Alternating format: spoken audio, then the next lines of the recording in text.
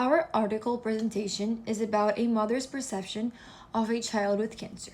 The representation of the child is an important element in the mother-child relationship, enable the mother to emphasize with and respond to the child's need.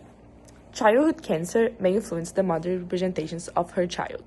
The purpose of the article is to verify whether there are differences between the maternal representation of healthy children and the children with oncological disease. So, three questions were formulated in the article, and the first one is: do mothers of healthy children and mothers with children with cancer differ in the representations of their children?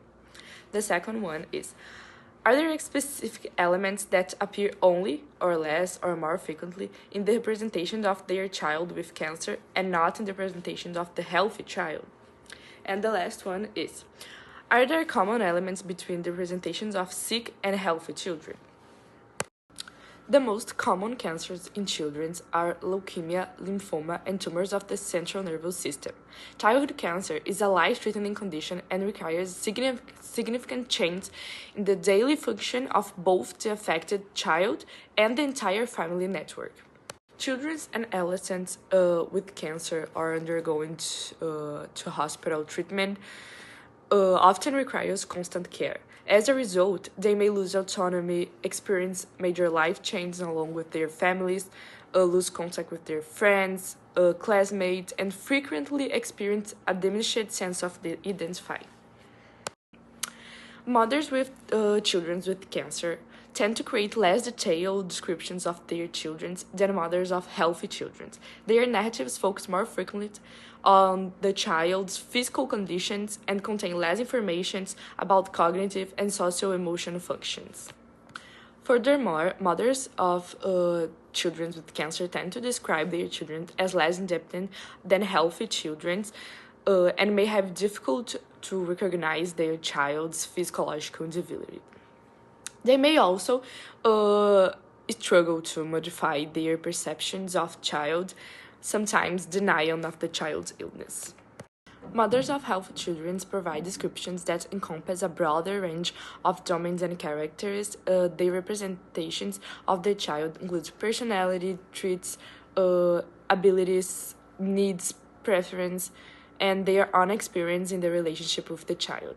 They also tend to express predominantly positive attitudes toward their children. So, for the materials and methods, 30 mothers with children undergoing treatment for leukemia, tumors, and other types of child cancer participated in a study conducted in Poland. These women were informed that the research was anonymous and that the results were associated with the group, not the individual selves. They were also assured of the possibility of withdrawing from the participation at any stage and offered the opportunity to be notified about the results of the study. The control group was made of 25 mothers of healthy children selected to match the parameters of the group containing sick children, like mother's age, number of children, child's age and sex, and birth order. So here we have a table containing information about the experimental and control groups.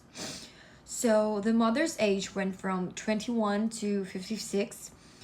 The number of children of each family was mostly 1 or 2 kids and 5 at maximum. The age of the children went from 2 to 18 years old. And in the sick group, the mother was usually the only person to take care of the children, while in the healthy group, the mother usually got support with the child care from a partner, grandparents, uncles, or other members of the family. Also, they were asked about the time since diagnosis, that went from 2 to 9 months, and if they had any previous experience with chronic diseases, and most of the mothers in the sick group said that they had some kind of experience. So, for measures and procedure, they designed a questionnaire to examine the representation of a child in a mother's mind, asking about child's personality, needs, preferences, and emotional relationship with the mother. All of the mothers answered all the questions precisely, and the accuracy was analyzed by 12 psychologists, and only the items that at least 9 of them considered constructive were added to the study. For the statistics part, they use statistical tests to assess the significant association between controllable variables on nominal scales and without normal distribution. The research results showed that, indeed, mothers of children with cancer perceive their children differently. They tend to describe them as less independent and having fewer everyday needs, and fear appears more often, both in what the mother feels when thinking about her child and in how she represents the child itself. Even so, characteristics such as the child's sex and age and the support the mother receives continue to influence this perception, regardless of whether a diagnosis is present or not. These tables allow us to visualize this more clearly. Table 2 shows that boys were more associated with impulsivity and interest in entertainment, older children with helpfulness, and single mothers with regret, and this holds true for both groups. Table 3, in turn, directly compares the groups. Mothers of oncological children describe less impulsivity, independence, and everyday needs in their children, and fear is the only element that appears more often in the representation of the sick child, which well reflects the emotional weight that the diagnosis brings to the mother-child relationship.